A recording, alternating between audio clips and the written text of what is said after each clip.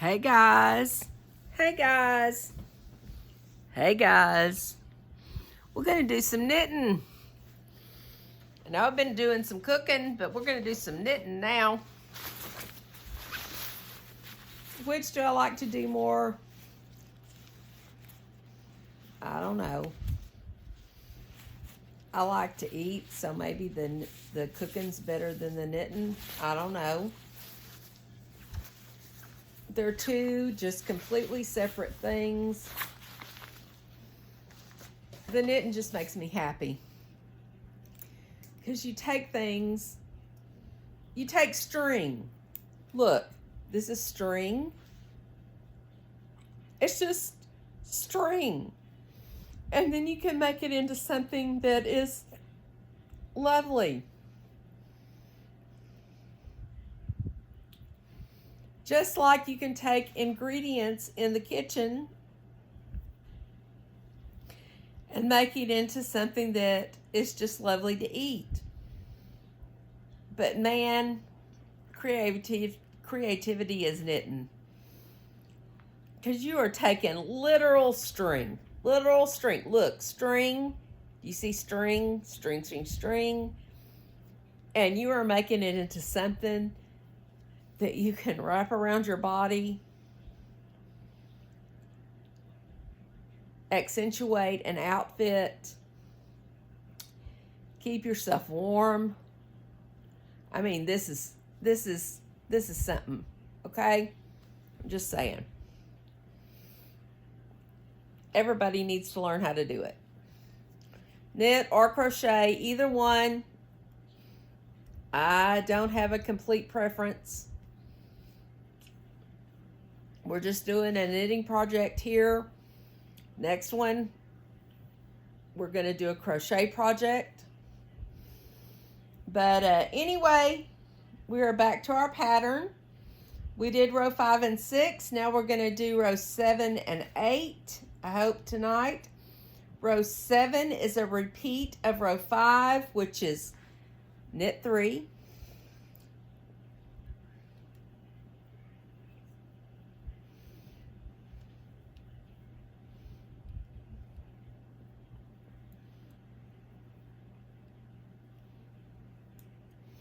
We're going to yarn over. Because this is a repeat of row 5, so we're going to knit 3. We're going to knit to marker, and then we're going to make one. Okay, I'm pretty sure that in one of my cooking vids, I said something about my family's trip to Los Angeles. Now, y'all have to realize this was back in like, it would have been when I could have gone, I could have gambled in Vegas. So I'd have been 21. So I'm 61 now. So this is, okay, so 1984.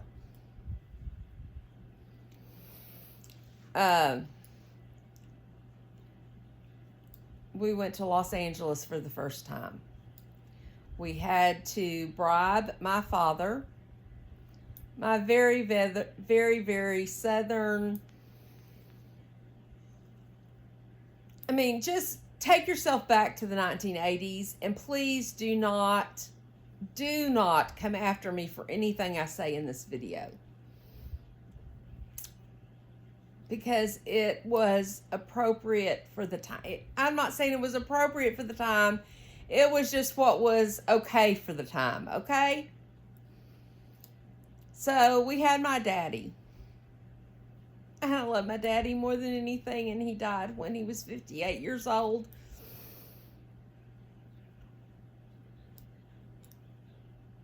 And my son was only 18 months old, so he never knew his granddaddy. And I have lived through that my whole life. So do not come after me for whatever I say, because times were different. 40 years ago. So get off your high horse and your woke consciousness. You ought to see the back of my car. I've got Kamala stickers. I've got Bernie stickers. I've got everything. I am not a woke person, but times were different then. So just go with me. I wanted to go to Los Angeles when I graduated from college. And the only way we could get Daddy there was to bribe him with 3 days and with a day or so or in Las Vegas. And man, I love that too. Man, I got Las Vegas stories forever, but that's not what we're talking about today. So we went to Vegas for a day or two, and we just kept on going in our Suburban. Okay, just remember it was a Suburban, Chevy Suburban, big huge thing. And we cruised into Los Angeles, Highway 101, well, Loop 101. And man, there wasn't anything that even came up to hardly our door. Everything in Los Angeles was like a Lamborghini. I mean, literally it was. I'm not making this stuff up. It was Lamborghinis. It was Camaros. It was, well, I had to say that at that point I owned a Camaro. But anyway, it was just little bitty short. They didn't even sell Suburbans in Los Angeles. The only places at that point in time that they sold Suburbans were Texas and Oklahoma. And my mother always was the one who made sure we were on the right track, or maybe not on the right track. Just depended on what she was looking at on her Rand McNally album, almanac, or whatever you call it. Her Rand McNally thing of how you go down the road. Okay, so now we are to the marker. We're going to make one slip marker.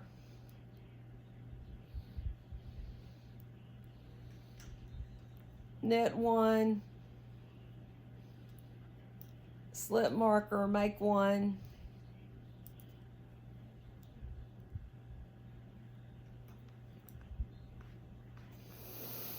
and then knit to the last 3, I'm pretty sure. Okay, yarn over and knit 3. Okay, so my mother thought she could read every map. In fact,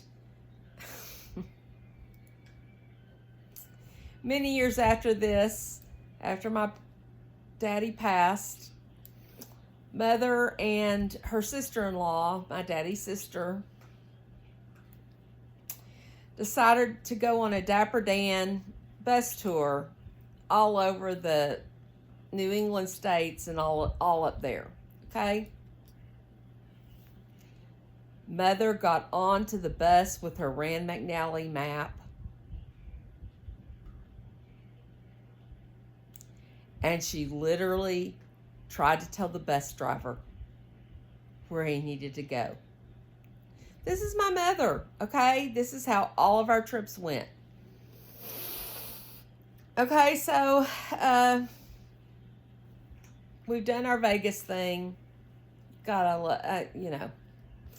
Anyway, I love Vegas back in that day. It's not the same Vegas today. That's a whole other story. But anyway, so we are driving into Los Angeles, and none of us have ever been there.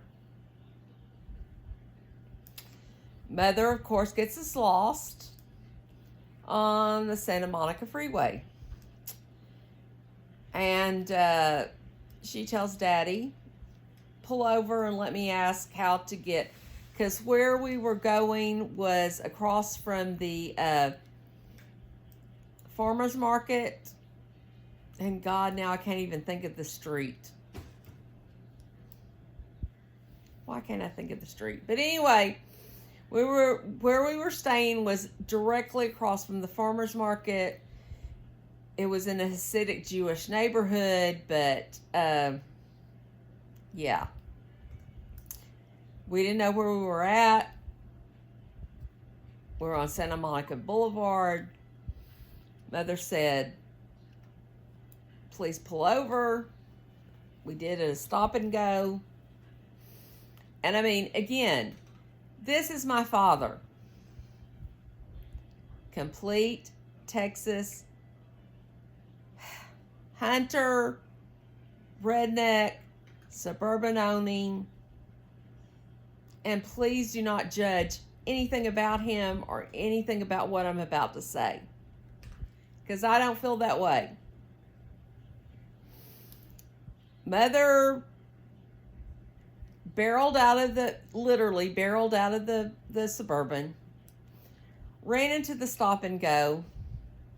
Fairfax is where we stayed. We stayed on Fairfax. I knew it was going to come to me. But anyway, she barreled out of and went into the stop and go. And Daddy and I are sitting there, waiting for her to come back and tell us how we need to get to Fairfax, to our hotel. And I mean, this is way before anything was considered okay. I mean, we're talking 1981, 82, 83, 84. I don't even know when it was. And we're sitting there, and these two gentlemen came walking towards, down the street towards the stop and go. Both had on makeup and one had a purse. I'm not lying. Mother was still in the stop and go. Daddy was putting the Suburban in reverse, and he was going to leave. And I would say, no, Mother's still in there. You got to stay. Okay. So Mother made it out. We made it to our hotel room.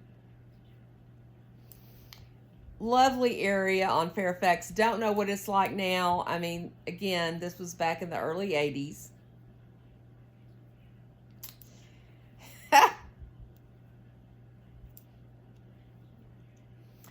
We got up to the room, and Mother realized she had forgotten her cosmetic bag down in the car, which was in the parking garage of the hotel. And she said, Leroy, that's my father's name. It is my father's name. She said, Leroy, should I go down and get my bag? Can I go down and get my bag? Do you think it's safe? And please just forgive what I'm about to say, but Daddy said, oh yeah, they'll be fine. You can go down and get it. If anybody's going to get raped out there, it's going to be me. Ah! He had such a stereotype of Hollywood, of Los Angeles, and the stop and go incident did not help the stereotype. And I thought, oh Lord, we're never going to make it through this. So this is how our beginning of our trip in Los Angeles went.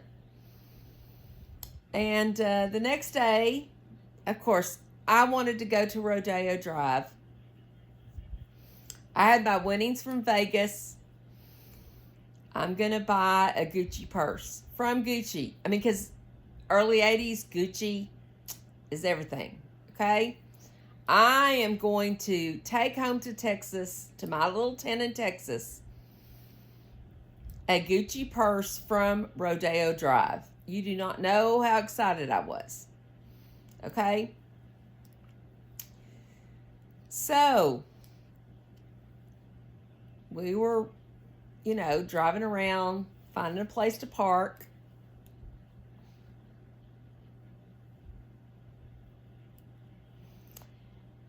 And we're in the Suburban. And again, you can only buy a Suburban at this point in Texas and Oklahoma.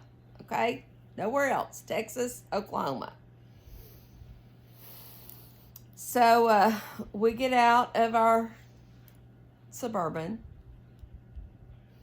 in the parking place on Rodeo Drive. And Daddy looks at Mother and says, well, how are we going to find where our car is? And I'm sitting here and it's this Texas Suburban with Lamborghinis. We were a high rise in the middle of a desert. There was no way we were not going to be able to find our car, no matter what. We were 3 times taller than anybody else in the parking lot. It was so hysterical. But man, I still remember the Gucci store on Rodeo. I'm sure it's changed a whole lot. That was a million years ago. But I got my purse. I still have my purse. Probably need to get it back out and just, do a old time remembrance and carry that purse. But it was, yeah, Daddy. Wanda, how are we going to find our car? Well, we're 3 times taller than anybody else here. We're a high rise. There is no way. Anyway, that was one of the stories. That was the beginning of our trip. Okay? We then, of course, this is my trip. This is like my graduation trip. So I'm getting to pick what we're going to do. And of course, I want to go to all of the stars' homes. I want to climb the fence at Barbra Streisand's house and just go in and tell her I love her and, please adopt me, or I don't even know what. I have since been able to see her in performance. I cried the whole time, but that's a whole other thing. But anyway, so we decided to do one of the tours, one of the Hollywood tour bus thingies, tour van thingies through all of the houses in Hollywood. Because, that's what Texans from a small town do, because we don't know any better. And we think that's what you're supposed to do. So, we're on row 8 now. Okay? And row 8 is knit 3 and yarn over, and then we're going to knit 1 and purl 1 to the marker. Okay? So, what did I just say? I know okay, knit 3. Okay, so we're at the van. We're getting on the van. And you don't understand, my mother has to coordinate everything. You just can't you can't just be a person. Mother has to tell you what you're going to do. So we all get in the van. I'm shotgun with the driver because, man, this is the most exciting thing I'm ever going to do in my life, as far as I'm concerned. I'm just from a small town in Texas, okay? And no one else I know has ever even done anything like this. So we're in the tour van, and Mother is in the middle of the seat, behind. The first is a 15 passenger van. So she's in the middle of the seat, the first seat, behind the driver and me and the shotgun. And my father is 5'11", was 5'11" and 255, 50-inch chest. Okay, this is not a small man. Just remember that. And she's sitting in the middle of the seat. And she says, "Leroy, come over here. You don't sit there. Sit over here next to the window so you can see better." So Daddy crawls over Mother, steps on the fire extinguisher in the van. The fire extinguisher goes off. There is white fire extinguisher stuff everywhere. I mean, everywhere. We can't breathe. And I'm sitting here trying to figure out how to say those are not my parents. I don't know those people, even though I look just like my father. And I just sat there and try not to breathe. Everyone else in the van is trying to get out of the van because no one can breathe. And there's this white fire extinguisher stuff going everywhere. So finally we have to get out of the van because, of course, they cannot use that van for the rest of the day because they have to go clean it out because it's full of fire extinguisher crap. Daddy, who had on a maroon shirt and blue jeans, got out. We all got out.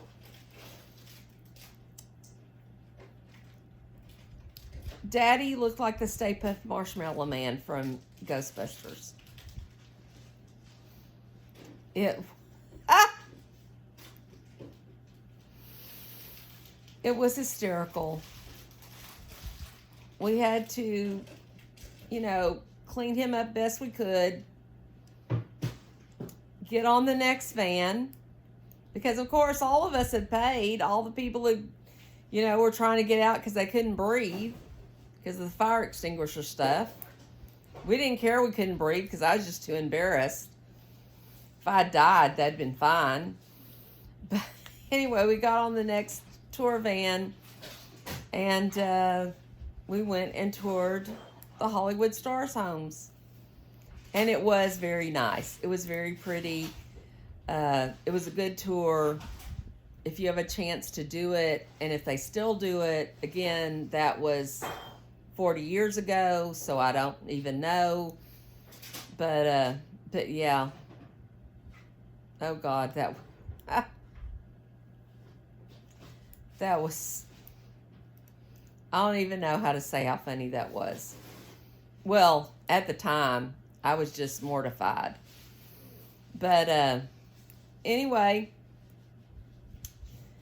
another Rodeo Drive story was Mother was trying to get over to, and I can't even think of the name of this perfume that was so popular at that point, but they had a store there on Rodeo Drive, and Mother wanted to go get a bottle of the perfume, and Mother is always running 90-0.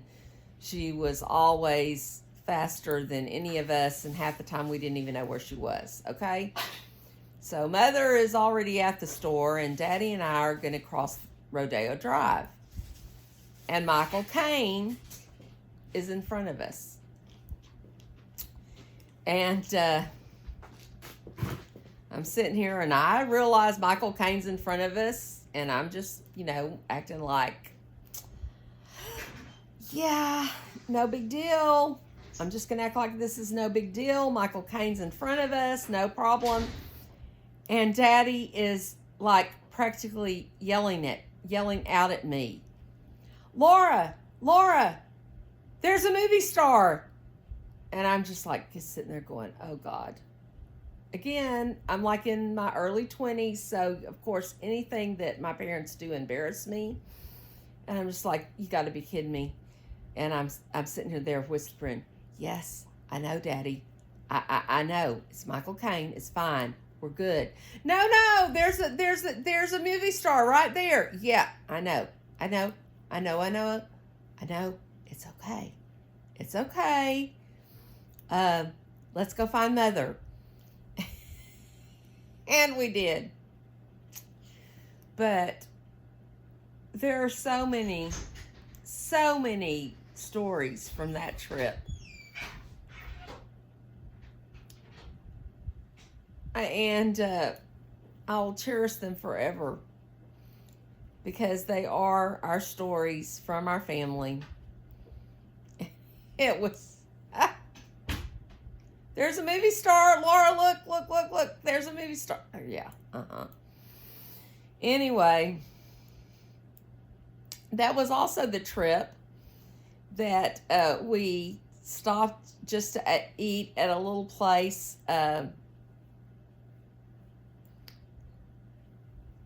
off a Rodeo called Chicken on Fire. It was just a little, not drive-through, but fast food kind of place. They had lovely chicken and, stuff you could do with it. And even being from Texas, even being from Southeast Texas, at that time in the 80s, a lot of the foods that we have now were not that popular. And I had never had cilantro before. And at Chicken on Fire, they had, like a condiment bar with salsa and stuff and cilantro. And I will never forget, that was the first place I ever tasted cilantro. And I thought that was the most amazing thing ever. And nowadays, anywhere in the world, nobody even blinks when you talk about cilantro. It's just an everyday thing. Most of us grow it. Most of us buy it at the grocery store. Most of us have condiments that have cilantro in it.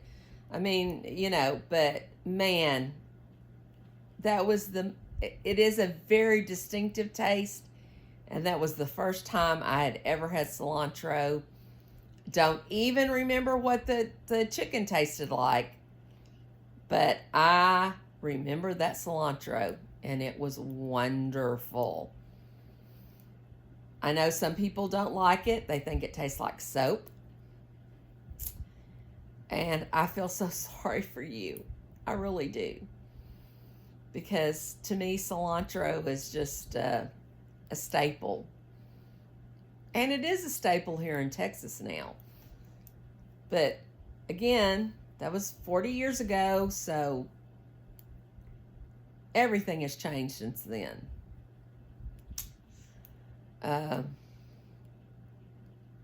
It was so good. God, it was so good.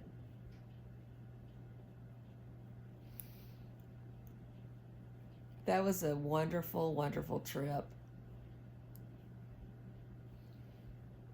And as you can tell, at my age, as long back as it was, I remember everything. And that's what travel is. And that's what you need to do with your family. This is what travel is. It's building memories. They might, they may be that your father is the Stay Puft Marshmallow Man getting out of a van at the tour, the Hollywood tour. It could be, but it is a memory. And it is a memory that you're going to keep forever. And so I don't care who you are, where you are, what you are, please travel with your family, especially when your kids are young,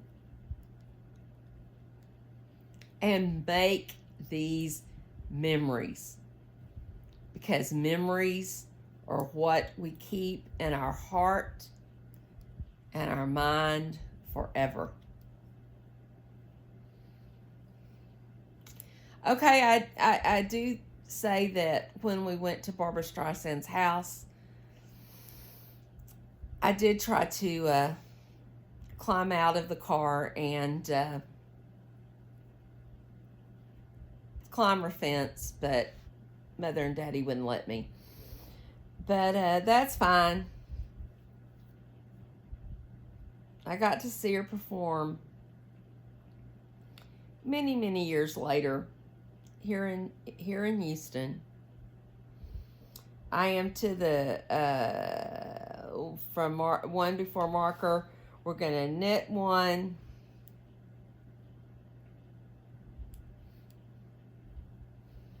We're gonna slip the marker. We're gonna purl one.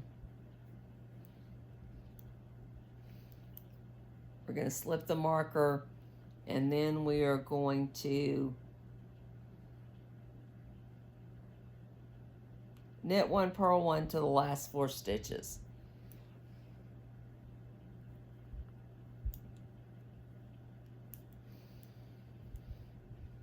I loved going to Los Angeles, and I've been there more than once. That was my first trip. Second trip wasn't quite as an ordeal as the first one. I know I live in Southeast Texas, but I love hockey. And at that time, which was in the middle 80s, probably around 86 or 87, 86, because my husband and I were engaged, so 86, 87. The Calgary Flames were my team. Mike Vernon was the best goalie ever. And couldn't get tickets to Calgary, but I could get tickets to Los Angeles for them to play in the Kings.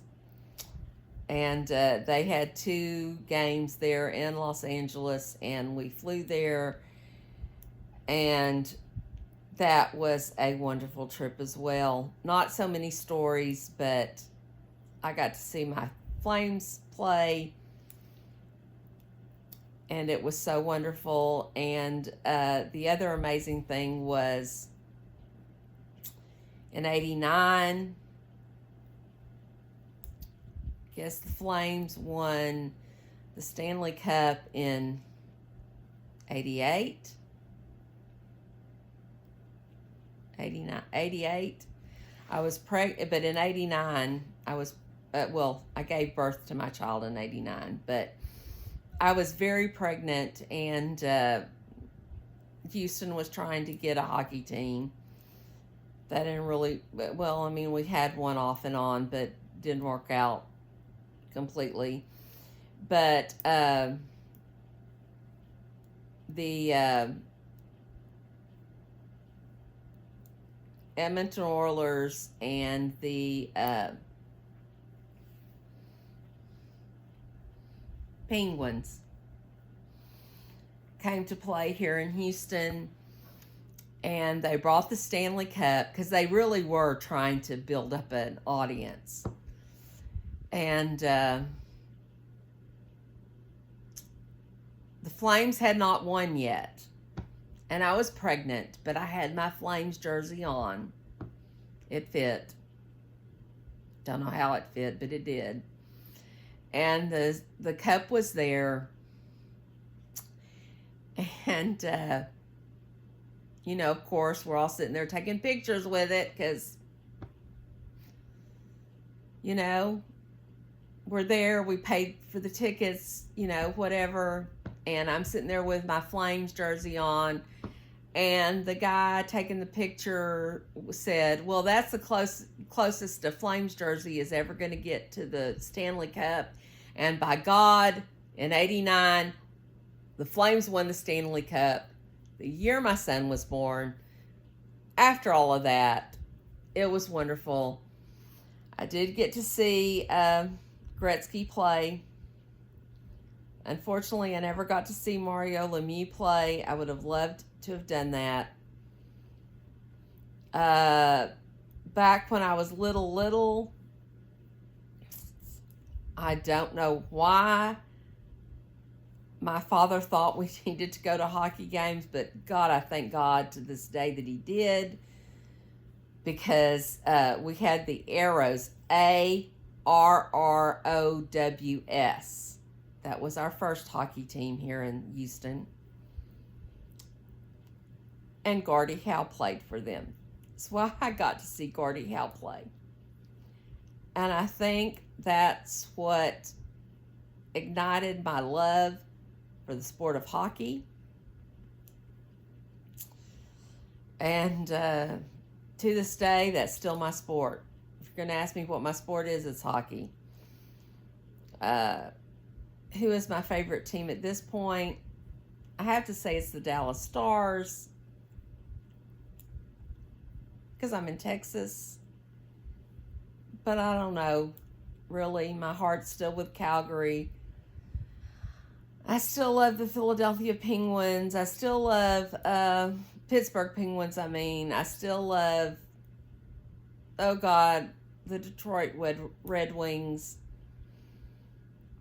Hold my heart. And then what was so amazing is our next door neighbor was from Pennsylvania, and his sister was married to a Penguins manager, and they came down to visit one year after the Penguins had won the Cup, and I got to put a Stanley Cup ring on my finger. Yes, I did. That was amazing. I don't know how I've been able to live all this wonderful thing. I praise God for all of that. But, yeah. I've had my picture made with the cup, and I've had a ring on my finger.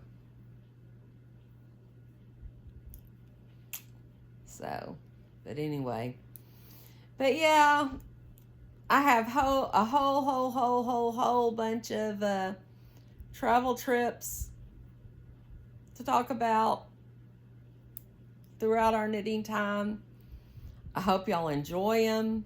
If you don't, please let me know. If you do, please let me know. Please like and subscribe to my channel. Please watch my videos. I want to get monetized.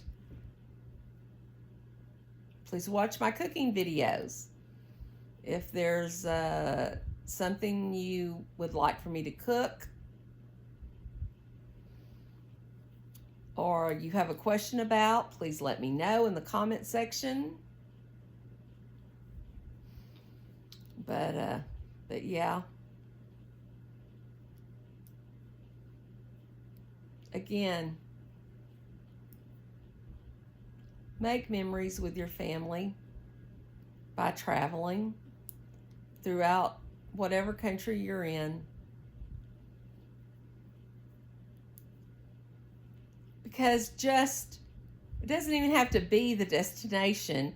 It doesn't have to be some fancy something you're going to go look at. It's just the travel process that makes the memories.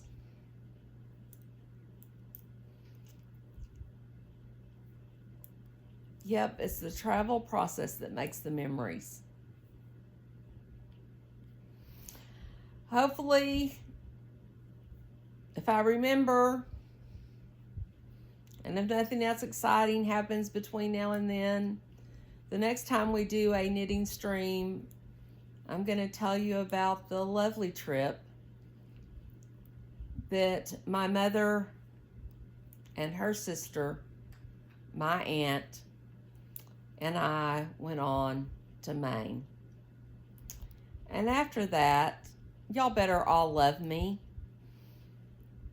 because I deserve the love after that trip. I really do. But yeah, we're going to knit to this last 4, which is what the pattern says. To 4. What am I supposed to do now? Of course, you know, my iPad turns off because I'm sitting here chattering with y'all, which I love. God, I love chattering with y'all. But knit the last 4 stitches and knit the last 4 stitches. Okay. So we're going to knit the last 4 stitches.